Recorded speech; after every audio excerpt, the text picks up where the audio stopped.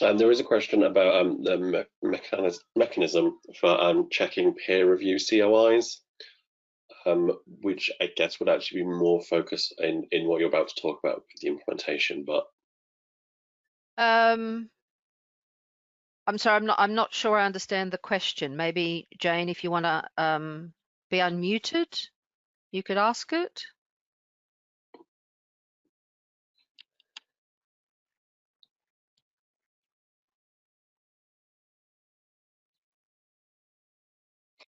Hi, I was just wondering Hi. if there was a form that we had,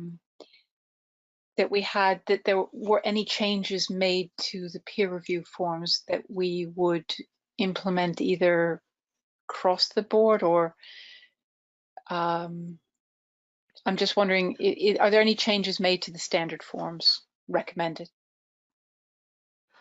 So certainly within Archie, authors' declaration of interest forms are going to be revised, and I think we've already kind of got done a lot of work on that, so that it aligns with the new policy. Currently, the form for peer reviewers is in the editorial publishing and policy resource, and I think we will need to review that form and see what, if any, changes need to be made. I mean, I'm assuming that people use the form that's in the EPPR if at editorial basis, but I guess people may be using their own versions. I'm not. It's difficult when it's not built into the editorial management system the way declaration of interest forms are part of Archie.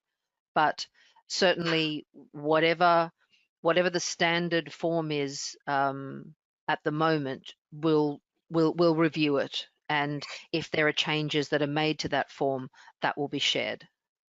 Thank you. There is space for them to do it. It's just I'm not aware of ever having actively policed it and then said that's too much for, or I can see situations in which a peer reviewer might not disclose, lots of them, in fact. Anyway, I'm just glad that it's under Look, review. I mean, if people, you know, you can't really be.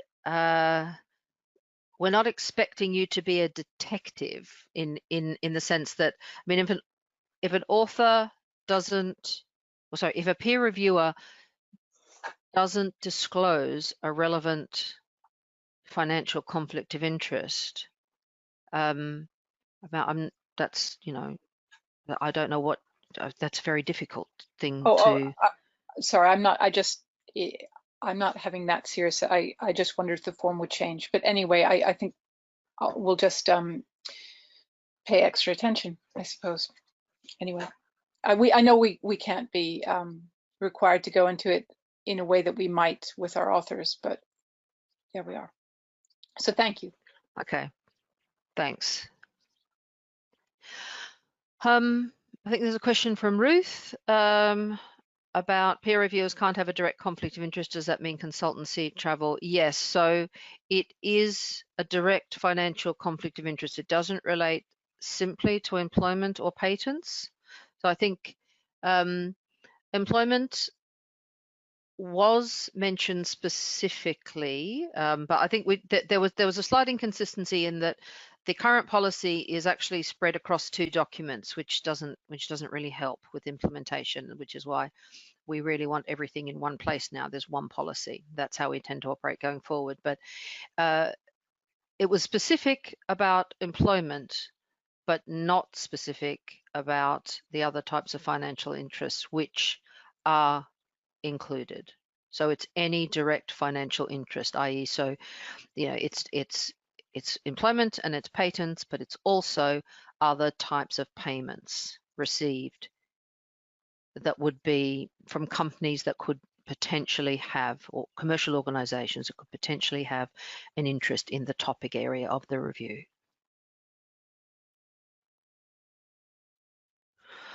Okay, so there's a question from Juan. So, hi, currently some CRGs have editorial staff with conflicts of interest. How will this be handled? So there is a period, of time, quite a generous period of time of 5 years. We are giving people time to divest themselves of those conflicts. So we don't expect that the day the policy comes into effect that all of a sudden, those editorial group staff can no longer function as part of those editorial groups. Clearly, that's not the case. But the expectation is that people will not accumulate any more conflicts. And then, of course, eventually, over a period of a few years, because conflicts are only relevant for 36 months, then they will have expired. And provided staff don't accumulate any more, then they will be conflict free. So there's a question from Hans. Most difficult are non-commercial, i.e. intellectual conflicts of interest. Has anything changed there? So the 2014 policy mentioned somewhat vaguely other interests that may be deemed relevant. We have specified in the new policy that non-financial, academic, intellectual, professional, personal, etc., conflicts should be declared, but they aren't a bar. That they aren't considered to be a barrier to participating in creating Cochrane Library content. So the expectation is that people should think about and truthfully set out their non-financial interests, but we don't ban people on that basis. It's just about transparency, not about sanctioning people.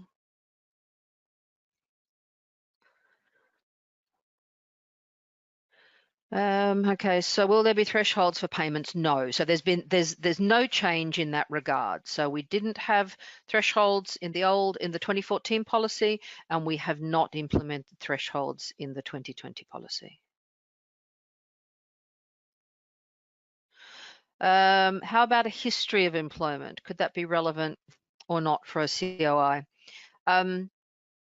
We have I guess the only period of time that we're interested in is that 36 months prior to, in the case of a review, prior to the title being registered, and then throughout the production, throughout that whole production process through until publication. We're not, we aren't kind of going back longer than that. I mean, yes, somebody could have worked for a company that has an interest in the topic of the review 10 years ago, but at some point, I mean, people have different opinions about this, but I think at some point you have to be fair and say the fact that somebody worked for a commercial organization 5, 10, 15 years ago, and perhaps has worked in a sector for a long time, it's not entirely fair to kind of to go back that far. We're interested in the 36 months prior to the title being registered.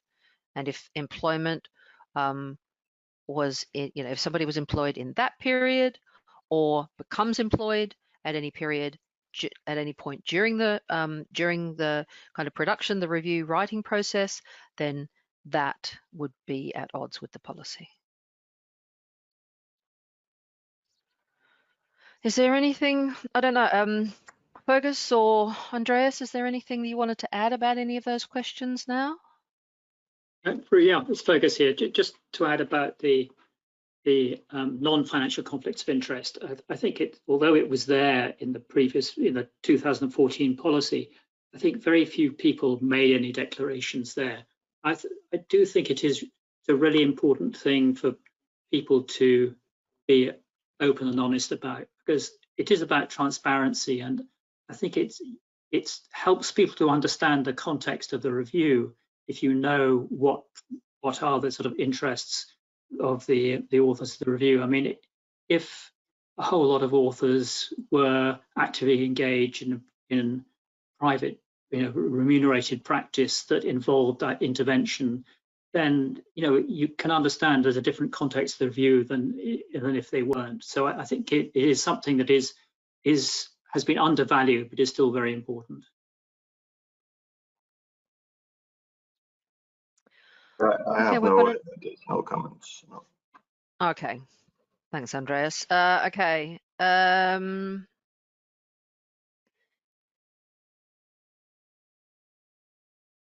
Has there been any thought, as a comment for a question from Ruth, has been any thought about the impact on rare disease topics where there are very significant challenges to recruiting authors and peer reviewers without conflicts?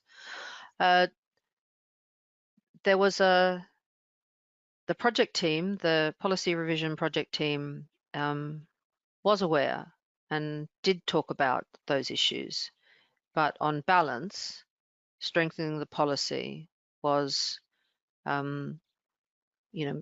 was the path that we settled on, was the basis of the recommendations that were made to the governing board and were all accepted by the governing board. And we did try, and I think, Fergus had a lot to do with writing the recommendations paper, so did I.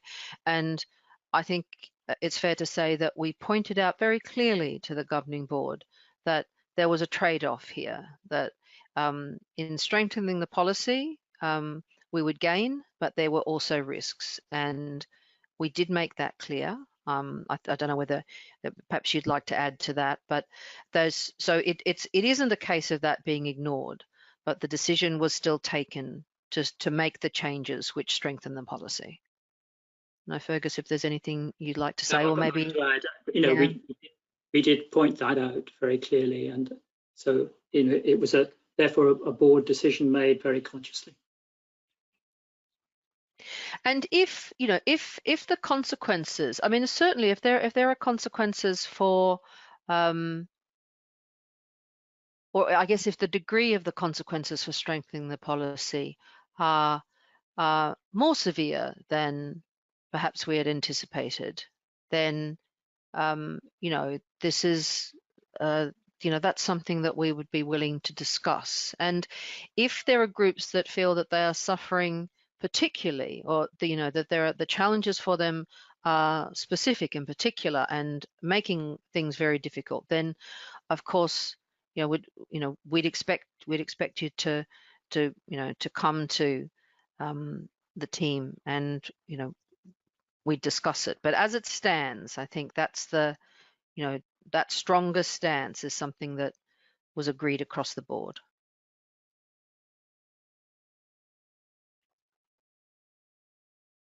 Okay.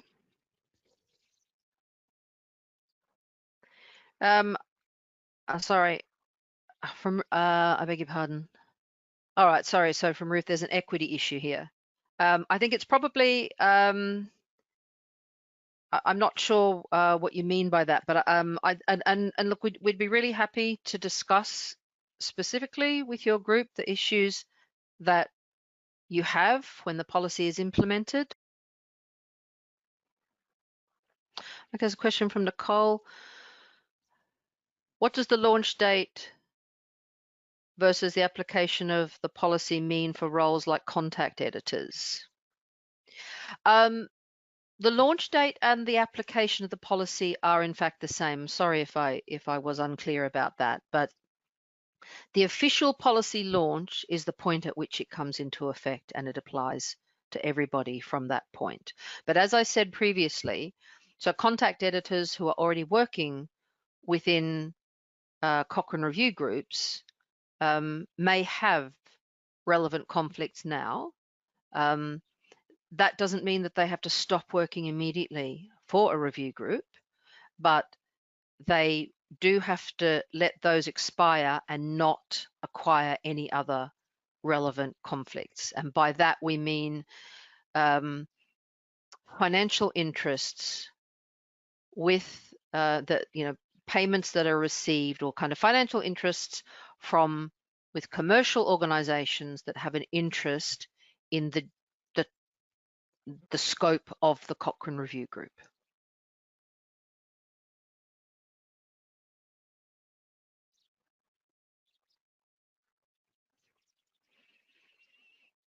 Don't have anything else in the chat at the moment, but we'll wait a little.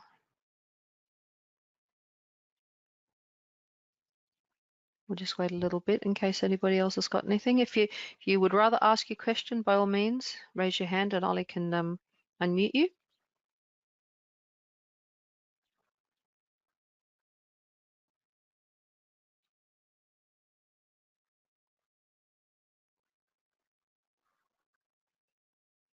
Well, I'm not seeing anything.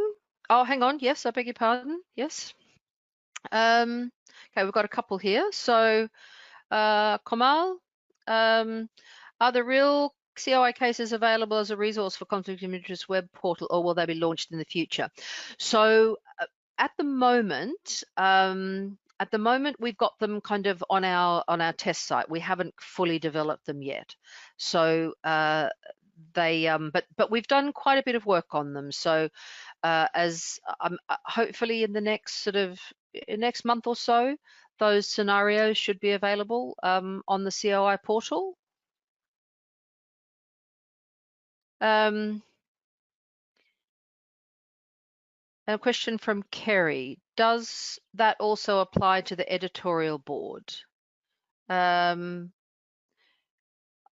I just check which by editorial board, perhaps what you mean is that the editorial board within a review group, Kerry, that you're speaking of, or are you thinking there more broadly of the editorial board for the Cochrane Library? Okay, within a review group, yes. So the policy is clear that it's when we say Cochrane Review Group editorial staff, it's people who are paid and unpaid. So it's, it'll be the coordinating editor, the managing editor, the information specialist, editorial assistant, assistant managing editor, etc. But then it also extends to anybody else who has an editorial role, paid or unpaid, within the review group. So that would be that would include your editorial board. Okay, so comment from Emma. I think it's really important for Cochrane to work with review groups to ensure that any new jobs advertised explicitly state that people should not apply for the job if they have a conflict of interest. Otherwise, applicants may run into a situation where they leave a job and they work for a CRG only to find that they're disqualified from remaining in their role due to COI.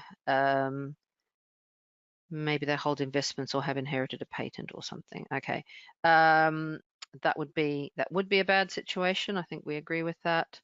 For everybody involved, and we need to ensure systems are in place to avoid that problem, as the person might be able to go to an employment tribunal.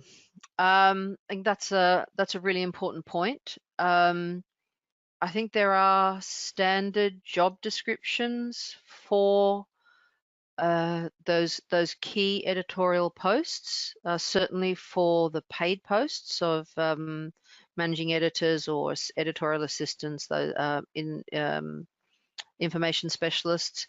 So I think it would be a great idea to revise those or to update those to ensure that the responsibilities as far as conflicts of interest go are included. We have a process in place already for certainly for coordinating editors, where approval of a new coordinating editor has to be, those appointments are really going through the editor-in-chief and the Cochrane Library editorial board, and a key part of that is assessing conflict of interest. If people, I think there's another. Most CRGs are based at a university or hospital. It's actually the employing organisation that would bear the burden of the problem. I think Cochrane review groups are going to have to take some responsibility for advertising the job accurately. And there is a job description. Now, we know people don't have to use that job description, but if they use a standard job description, and if that job description is modified in a way that makes it absolutely clear what COI responsibility, what our requirements are in terms of not having relevant conflict of interest, then the review group does need to be responsible for making sure that that's part of a job ad. And that certainly would, would go a long way to ensuring that you don't end up with a situation where somebody has been employed and actually that's a breach of our policy. But it does have to be part of the job description. And we'll certainly do everything we can to make sure that that job description is accurate, but it is up to the review groups to ensure that that job description is what is used by the university or hospital or whoever the home institution is.